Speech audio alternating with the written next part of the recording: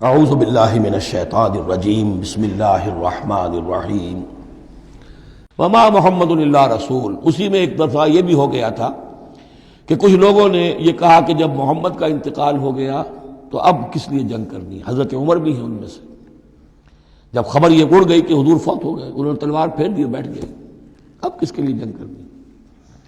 تو اس میں کہا گیا کہ یہ تو تمہارا غلط رویہ ہے، گرفت ہو رہی ہے، ہر ایک کے اوپر گرفت ہوگی، پہلی گرفت محمد پر ہو گئی صلی اللہ علیہ وسلم، لیس لک من الامر شیء۔ تو حضرت عمر بہرحال حضور کے مقابلے میں تو کوئی حیثیت نہیں، ان پر بھی گرفت ہو رہی۔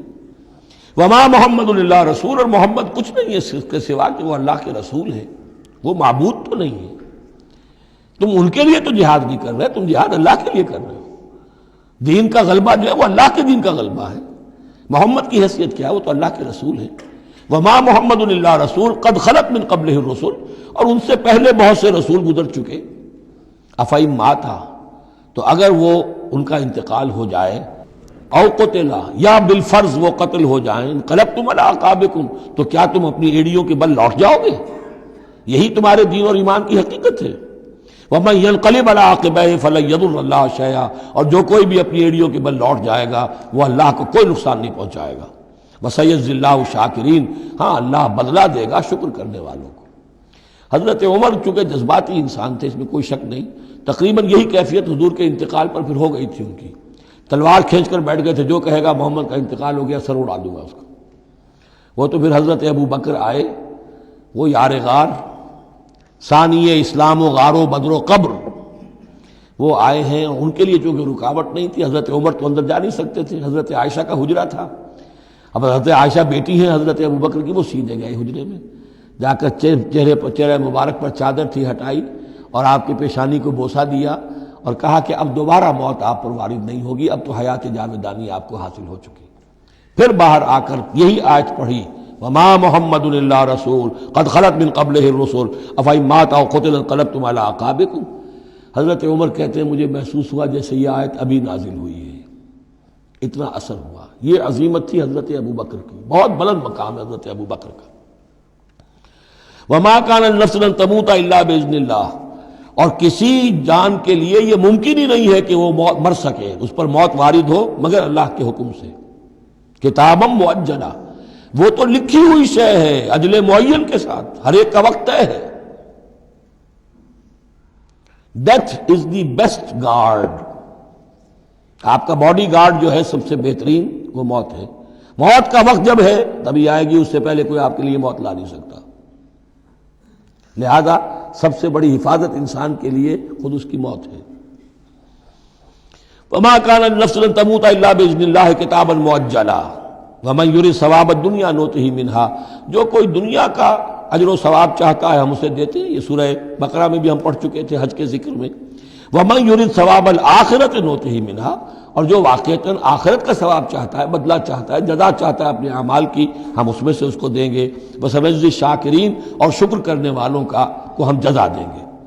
وَكَأَيٍّ مِّن نَّبِيٍّ قَاتَلَ مَعَهُ رِبِّيُّونَ كَثِيرٌ، اور اے مسلمانوں یہ تمہارے ساتھ جو واقعہ پیش آیا ہے کوئی پہلا تو نہیں ہے۔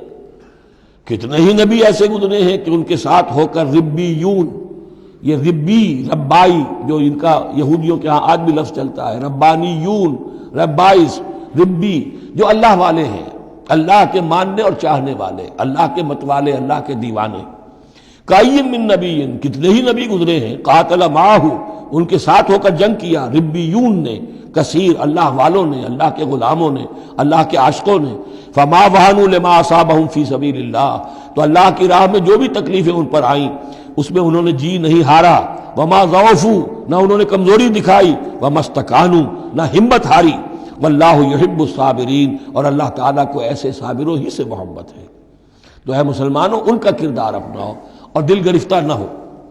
وما كان قولهم الا ان قالوا ربنا اغفر لنا ذنوبنا واسرافنا في امرنا، اور ان کا تو ہر مرحلے پر یہی قول ہوتا تھا کہ وہ دعا کرتے تھے اے رب ہمارے بخش دے ہمیں ہمارے گناہ، واسرافنا في امرنا، اور اگر ہم سے اپنے کسی معاملے میں حد سے تجاوز ہو جائے، جیسے کچھ تجاوز ہو گیا حضور سے کہ آپ نے وہ الفاظ فرما دیے کیف یہدی اللہ قوما خضبوا وجہ نبیہم بالدم، یا جیسے حضرت عمر سے ہو گیا کہ تلوار پھینک کر بیٹھ گئے، تو اللہ جو اسراف ہم سے ہو جائے، اسراف ہے کسی حد سے تجاوز کر جانا، جائز حد تک خرچ کرنا ٹھیک ہے، آپ اس میں آگے بڑھ جاتے ہیں وہ اسراف ہے۔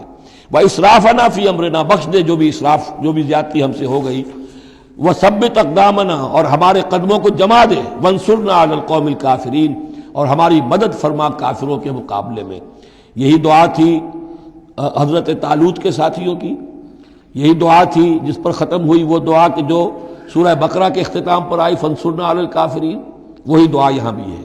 فَآتَاهُمُ اللَّهُ ثَوَابَ الدُّنْيَا وَحُسْنَ ثَوَابِ الْآخِرَةِ، تو ان لوگوں کو اللہ تعالیٰ نے عطا فرمایا دنیا کا ثواب بھی، دنیا میں بھی سربلندی دی، فتوحات دی، وحسن ثواب الآخرہ، اور آخرت کے ثواب کا تو بہت ہی عمدہ حصہ ان کے لیے ہے۔ واللہ یحب المحسنین، اور اللہ تعالیٰ جو ہے ایسے محسنین کو پسند کرتا ہے۔